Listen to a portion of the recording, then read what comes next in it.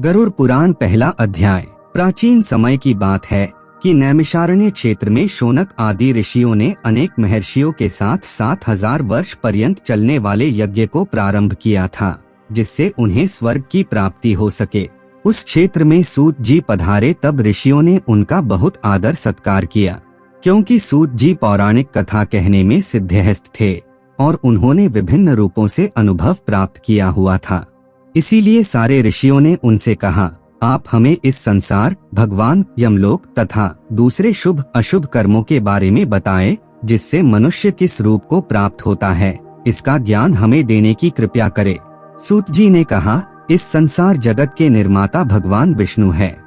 वो जल में रहते हैं, इसीलिए उनका नाम नारायण है।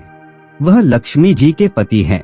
भगवान विष्णु ने हर युग में भिन्न भिन्न अवतार धारण करके पृथ्वी पर जन्म लिया है, ताकि वह अधर्म का नाश कर सके और पृथ्वी की रक्षा कर सके।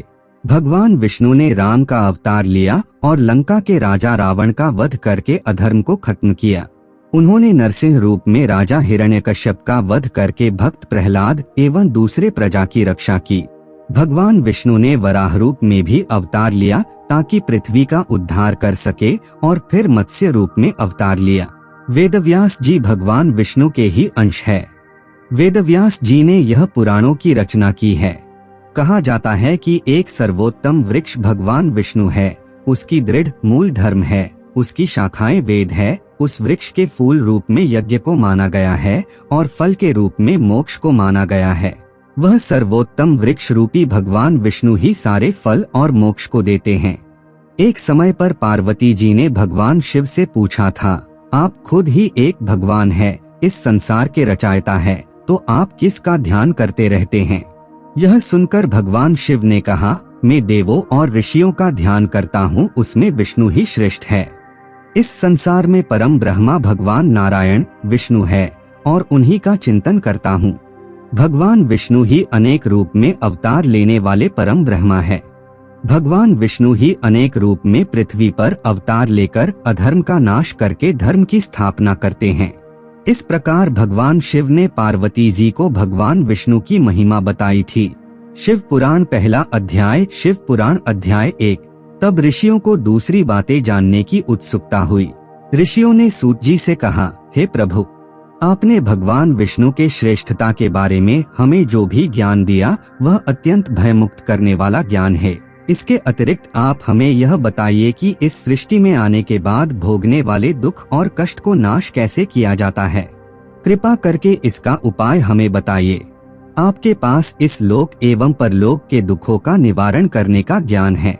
हम यह जानना चाहते ही है कि यमराज के मार्ग तक पहुंचने में मनुष्य को किस प्रकार की मुसीबतों का सामना करना पड़ता है।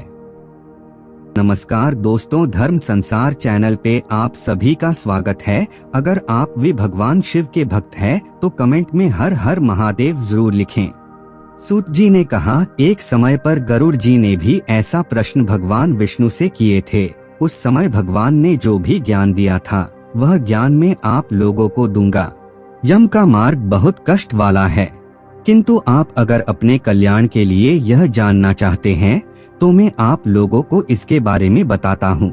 गरुड़ जी ने जब भगवान विष्णु से पूछा था कि आपके नाम की आराधना करना तो अत्यंत सरल है, आपकी भक्ति करने के उपरांत भी मनुष्य नरक में क्यों जाता है? आपकी भक्ति के भिन्न भिन्न मार्ग और गतियाँ हैं, फिर भी मनुष्य जब आपकी भक्ति से वंचित रह जाता है तो उसे यह दुर्गम मार्ग कैसे मिलता है और इसके कष्ट क्या हो सकते हैं? पाप करने वाले पापियों की किस प्रकार दुर्गति होती है और किस रूप में उनको नरक मिलता है? आप मुझे कृपा करके बताएं। ऐसे पूछने पर भगवान विष्णु ने गरुड़ जी को कहा, हे गरुड़, मैं तुम्हें यम के मार्ग का ज्ञान देता हूँ। इसी मार्ग से पापी लोग यमलोक को प्राप्त करते हैं। इसका वर्णन अत्यंत भयानक है। जो मनुष्य उग्र स्वभाव के होते हैं, धन और मर्यादा का ज्ञान जिसमें नहीं है, जिनको संसार में मोह माया है, वो मनुष्य अपवित्र होते हैं और वही नरकलोक में जाते हैं। दानवीर मनुष्य मोक्ष को प्राप्त करते हैं और पापी लोग कष्ट पूर्वक यम की पीड़ा भोगते हुए नरक में जाते हैं। दुष्ट और पापी लोगों को इस संसार में किस प्रकार के दुख मिलते हैं, उनकी मृत्यु किस प्रकार होती है, उसका ज्ञान मैं तुम्हें देता हूँ। इस संसार में जब मनुष्य जन्म लेता ही है, तब वह अपने पूर्व जन्म के कर्मों के हिसाब से इस जन्म में शुभ अशुभ फल भोगता है। बुरे कर्मों के प्रभाव से व्यक्ति को रोग हो जाता है।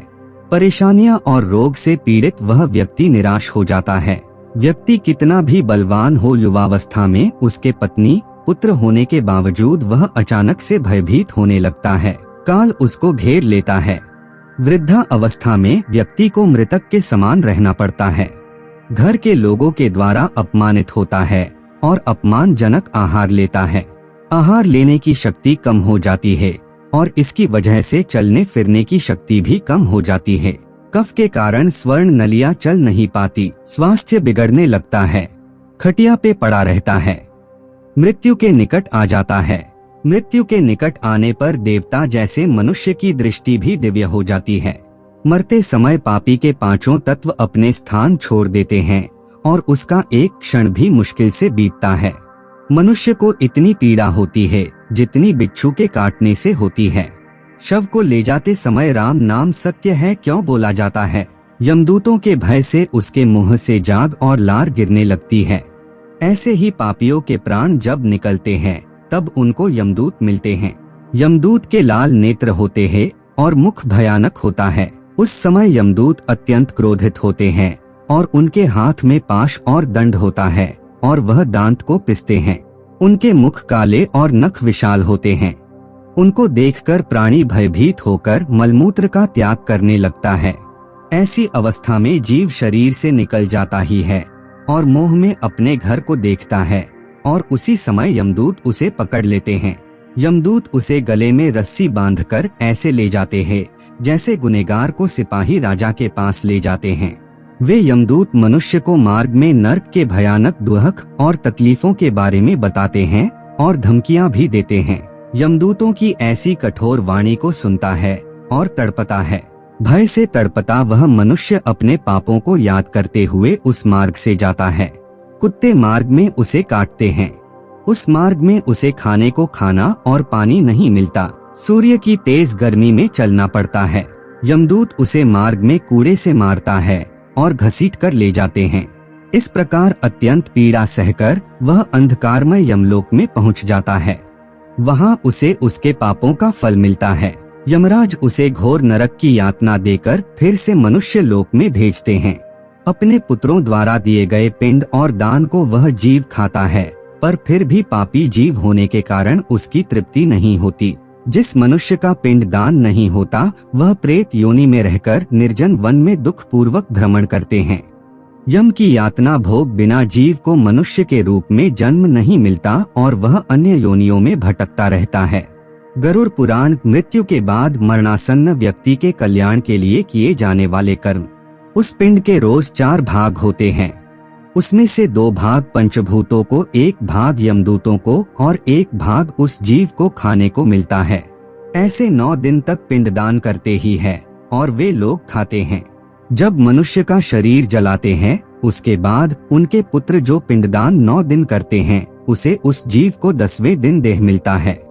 वह जीव को देह आकार यमलोक मार्ग में अपने कर्मों का भोगना पड़ता है। अब किस तरह से 10 दिनों के पिंड से शरीर बनता है उसे बताता हूँ। पहले दिन के पिंड से सिर, दूसरे दिन से गर्दन और कंधा, तीसरे दिन हृदय, चौथे दिन पीठ, 5वें दिन नाभि, छठे दिन कमर, गुदा, लिंग, भग और मांस के पिंड आदि बनते हैं।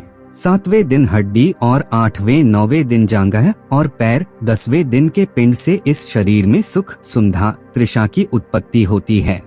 इस तरह पिंड से शरीर उत्पन्न होता है और फिर 11वें और 12वें दिन के श्राद्ध में 2 दिन तक भोजन करता है। 13वें दिन वह जीव यमदूतों से बंधा हुआ अकेला संसार में आता है। हे गरुड़, वैतरणी को छोड़कर केवल यमलोक 86,000 योजन विस्तीर्ण है।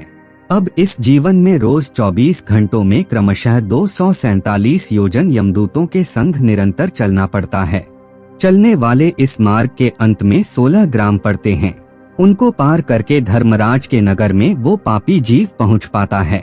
उन सब नगर के नाम कुछ इस प्रकार है: सौम्यपुल, सौरीपुर, नगेंद्र भवन, गंधर्व, शैलागम, क्रौंच, क्रूरपुर, विचित्र भवन, दूं, खद, नानकरंदपुर, सुतप्त भवन, रौद्र नगर, पयोवर्षण, शितध्य, बहुभिति के नाम से जाने जाते हैं।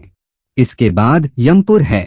यमलोक में जाने वाला मनुष्य अत्यंत पीड़ा भोगता है और अपने कर्मों को याद करते हुए पीड़ित होता रहता है। अपने कर्मों के विषय में चिंतन करता हुआ अनेक दुख भोगता है। इस पर भी यदि वो दोबारा जन्म प्राप्त करता है तब उसी प्रकार भगवान को भूलकर कर्म करता है। तो दोस्तों, आज के लिए इतना ही। उम्मीद करते हैं हमारे द्वारा दी गई जानकारी आपको पसंद आई होगी। तो मित्रों, यह वीडियो आपको पसंद आई हो तो वीडियो को लाइक और चैनल को सब्सक्राइब जरूर कीजिए। और वीडियो को अंत तक देखने के लिए बहुत बहुत धन्यवाद।